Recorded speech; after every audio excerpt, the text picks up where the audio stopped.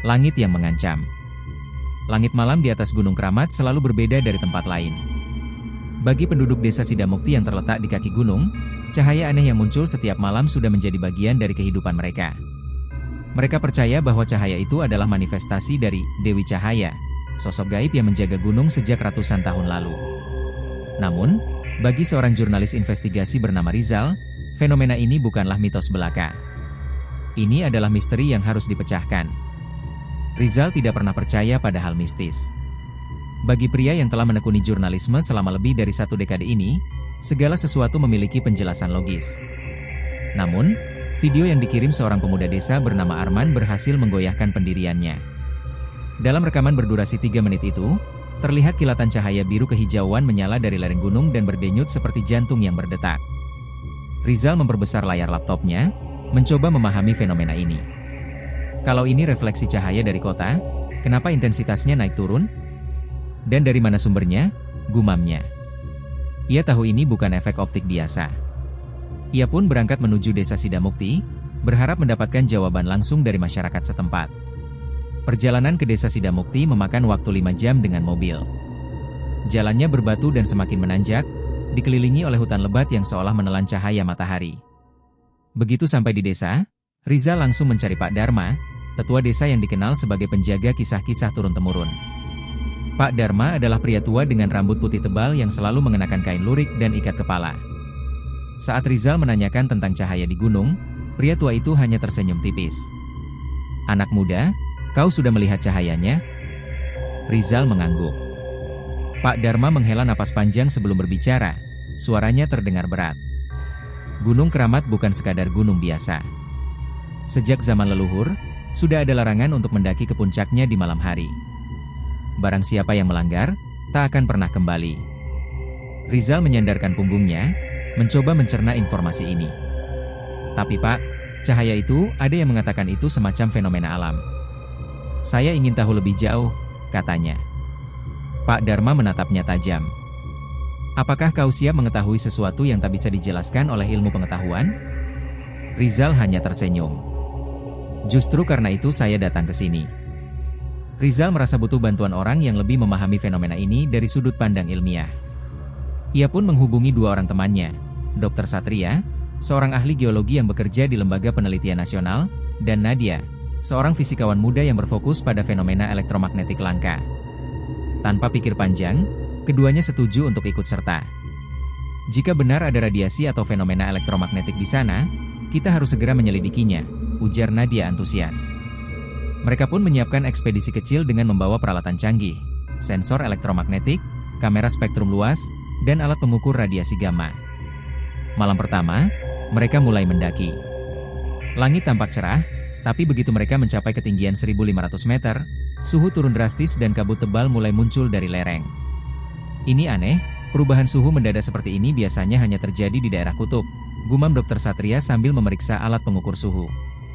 Namun, yang paling aneh bukanlah suhu, melainkan fakta bahwa kompas mereka berhenti bekerja. Tepat pukul 00.13, sesuatu terjadi. Dari kejauhan, terlihat kilauan biru kehijauan perlahan membesar. Mulanya hanya titik kecil, tapi dalam hitungan detik, cahaya itu semakin membesar, hingga seluruh daerah diterangi oleh sinar aneh yang seolah berasal dari dalam tanah. Nadia buru-buru mengeluarkan kameranya. "Ini bukan fenomena biasa," katanya dengan suara bergetar. "Aku belum pernah melihat spektrum cahaya seperti ini." Tiba-tiba, terdengar suara mendengung yang tak biasa. Suaranya dalam, seolah berasal dari dalam bumi. Lutut Rizal terasa lemas. Dr. Satria mengangkat tangannya, matanya terbelalak. "Astaga, lihat itu." Sebuah siluet sesosok bayangan tampak berdiri di dalam cahaya, samar dan nyaris tidak bisa didefinisikan bentuknya. Seketika, bumi bergetar. Seketika, Dr. Satria berteriak. Ia terjatuh ke tanah, matanya melebar ketakutan. "Ada sesuatu di balik cahaya itu. Aku melihatnya." Nadia dengan panik menariknya menjauh, sementara Rizal berusaha tetap tenang meskipun tubuhnya gemetar. Gempa kecil terasa di bawah kaki mereka, dan perlahan, cahaya itu mulai meredup. Namun, suara mendengung itu tetap terdengar, seperti bisikan samar dari dalam bumi. "Kita harus pergi dari sini," desak Nadia, Tapi Rizal tetap terpaku. Ia merasa mereka sudah terlalu dekat dengan sebuah kebenaran besar. Dokter Satria, yang masih terduduk di tanah, berusaha berbicara meski suaranya tercekat. Aku melihat sesuatu. Sesuatu yang bukan manusia. Matanya penuh ketakutan. Malam itu, mereka memutuskan untuk kembali ke desa dan mengevaluasi temuan mereka. Namun, satu hal sudah pasti, mereka harus kembali. Cahaya itu bukan sekadar fenomena alam. Ada sesuatu yang menunggu mereka di Gunung Keramat.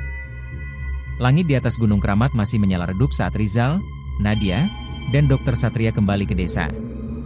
Pak Dharma, yang sejak awal memperingatkan mereka, menatap dengan wajah penuh kekhawatiran. Mereka tahu, perjalanan ini belum selesai. Malam itu, mereka berkumpul di rumah Pak Dharma, membahas apa yang baru saja mereka alami. Saat fajar menyingsing, tim mulai mengamati hasil rekaman dari kamera spektrum luas milik Nadia. Yang mereka lihat membuat bulu kuduk merinding. Dalam salah satu frame, terlihat bentuk bayangan samar yang menyerupai sosok manusia berdiri di dalam cahaya. Namun, lebih mengejutkan lagi, bayangan itu tidak muncul dalam rekaman video biasa. Ini jelas bukan ilusi optik, kata Nadia sambil mengutak-atik pengaturan kamera. Ada sesuatu di dalam cahaya itu. Dokter Satria, yang biasanya skeptis, mulai berpikir ulang. Spektrum elektromagnetik yang kita deteksi aneh sekali. Biasanya, medan magnet seperti ini berasal dari sumber energi yang sangat besar. Tapi dari mana sumbernya? Mereka memutuskan untuk kembali ke gunung pada malam berikutnya, kali ini dengan peralatan yang lebih lengkap, termasuk sensor radiasi dan alat penggali tanah. Saat malam tiba, tim mulai mendaki lagi. Begitu mereka mencapai lokasi sebelumnya, mereka menemukan sesuatu yang baru, sebuah celah di tanah, mengarah ke bawah seperti pintu masuk ke gua tersembunyi. Mereka memasuki gua dengan hati-hati. Di dalamnya, mereka menemukan formasi kristal bercahaya yang menyelimuti dinding gua, memancarkan kilauan biru kehijauan seperti fenomena malam sebelumnya. Namun, yang lebih mengejutkan, di dalam gua terdapat ukiran kuno di dinding batu. Pak Dharma, yang ternyata diam-diam mengikuti mereka, tampak gemetar saat melihat ukiran tersebut. Ini, legenda itu benar adanya, katanya dengan suara serak. Ia menjelaskan bahwa dalam cerita rakyat desa, Gunung Keramat adalah pintu menuju dunia lain, tempat para leluhur pernah naik ke langit. Namun, kisah itu selalu dianggap sebagai dongeng belaka. Dokter Satria menatap ukiran itu dengan penuh rasa ingin tahu. Apakah ini bukti peradaban kuno? Atau mungkin sesuatu yang lebih dari sekadar peradaban biasa? Nadia mengamati lebih dekat ukiran itu, yang tampaknya menggambarkan sekelompok orang berdiri di bawah cahaya, lalu menghilang. Apa yang sebenarnya terjadi di tempat ini? Tanya Rizal. Saat mereka meneliti lebih dalam, Nadia menemukan sesuatu yang membuatnya terdiam. Di tengah gua, tertanam sebuah kristal raksasa yang berpendar lebih terang dibandingkan lainnya. Ini bukan kristal biasa, ujarnya. Dokter Satria melakukan analisis cepat dengan spektrometer portabelnya. Hasilnya sungguh mengejutkan. Kristal ini memancarkan energi dengan pola yang mirip dengan gelombang radio. Jika kristal ini mampu menyimpan dan melepaskan energi secara periodik, mungkin ini yang menyebabkan cahaya di malam hari, kata Dokter Satria. Rizal menggeleng. Tapi kalau memang ini hanya fenomena alami, kenapa ada ukiran yang menggambarkan manusia naik ke langit? Sebuah suara keras bergema dari dalam gua. Dinding batu mulai bergetar. Tanah di bawah kaki mereka mulai bergetar hebat. Cahaya dari kristal semakin terang hingga hampir membutakan mereka. Nadia, yang masih berdiri di dekat kristal utama, tiba-tiba terpaku dalam diam. Aku melihat sesuatu. Bisiknya. Ia seolah mengalami penglihatan aneh, melihat sekelompok orang berbaju putih berjalan di dalam cahaya, wajah mereka tenang, seolah sedang dalam perjalanan menuju suatu tempat. Rizal mencoba mengguncang tubuh Nadia agar sadar, tetapi ia masih terhipnotis oleh penglihatannya. Tiba-tiba, dinding gua mulai retak dan sebagian runtuh, memisahkan mereka dalam dua kelompok. Dokter Satria dan Rizal terjebak di satu sisi, sementara Nadia dan Pak Dharma di sisi lainnya. Nadia. Pak Dharma. Rizal berteriak, tetapi suara gemuruh semakin kencang, menyelimuti suara mereka. Di tengah kekacauan itu, suara mendengung semakin keras, menggema dari dalam tanah. Mereka hanya bisa saling berteriak satu sama lain sebelum semuanya berubah menjadi gelap. Saat gemuruh berhenti, Rizal dan Dr. Satria menyadari bahwa mereka terjebak di dalam gua yang semakin dalam. Udara menjadi lebih dingin, dan hanya sedikit cahaya dari kristal yang tersisa. "Kita harus keluar dari sini," kata Dr. Satria dengan nada panik. Sementara itu, di sisi lain reruntuhan, Nadia dan Pak Dharma berusaha mencari jalan keluar. Nadia masih terguncang oleh penglihatannya. "Apa yang barusan aku lihat? Itu bukan manusia biasa," Nadia bergumam. Pak Dharma menatapnya dalam-dalam. "Mungkin ini adalah jejak dari sesuatu yang lebih tua dari yang kita duga." Mereka akhirnya berhasil menemukan celah kecil yang bisa mereka lewati untuk keluar dari gua.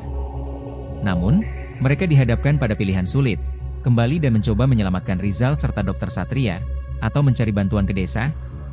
Di dalam gua, Rizal dan Dr. Satria mencoba mencari jalur lain. Mereka menemukan sebuah ruang besar yang dipenuhi kristal-kristal kecil. Namun, ada satu hal yang membuat mereka merinding. Di tengah ruangan, ada benda berbentuk lingkaran yang menyerupai altar batu, dengan simbol yang sama seperti di dinding gua. "Aku rasa ini bukan sekadar fenomena alam biasa," gumam Dr. Satria. Rizal menelan ludah. "Apa kita baru saja menemukan sesuatu yang seharusnya tetap tersembunyi?" Kebenaran yang terungkap. Malam semakin larut saat Rizal dan Dr. Satria menemukan diri mereka berdiri di sebuah ruangan luas di dalam gua, dikelilingi oleh formasi kristal bercahaya yang berdenyut seperti nadi kehidupan. Cahaya biru kehijauan yang keluar dari kristal-kristal itu menciptakan bayangan aneh di dinding batu yang dipenuhi ukiran kuno. Di tengah ruangan, terdapat sebuah altar batu dengan simbol-simbol tak dikenal. Batu kristal yang tertanam di altar itu lebih besar daripada yang lainnya, dan saat mereka mendekat, cahaya dari batu tersebut berubah menjadi sebuah gelombang holografik yang berpendar ke seluruh ruangan. Dr. Satria menelan ludah. Ini bukan hanya peninggalan peradaban kuno biasa. Ini, sesuatu yang lebih maju dari yang pernah kita bayangkan. Rizal mencoba merekam semua yang ada di hadapannya dengan kamera malamnya, tetapi sesuatu yang aneh terjadi, kameranya mati seketika. "Sial, ada medan elektromagnetik di sini yang mengganggu perangkat kita." Tiba-tiba, gelombang cahaya dari altar mulai membentuk bayangan samar-samar. Siluet itu menyerupai sosok humanoid, seperti entitas yang sudah lama menunggu kehadiran mereka. "Apa ini?" Nadia, yang baru berhasil menemukan jalan masuk ke ruangan itu, berdiri tertegun. Bayangan dalam cahaya itu bergerak, mengangkat tangan seolah memberi peringatan atau menyampaikan pesan. Pak Dharma, yang berada di belakangnya, berbisik dengan nada bergetar. "Ini, penjaga masa lalu. Leluhur kami selalu mengatakan bahwa gunung ini adalah gerbang menuju langit. Mungkin inilah maksudnya."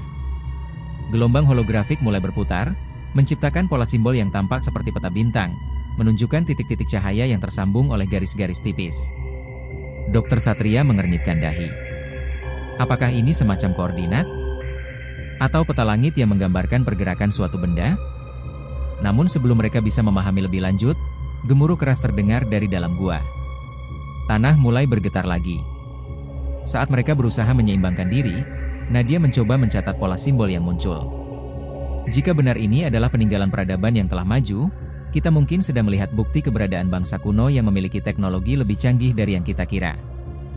Pak Dharma menggeleng.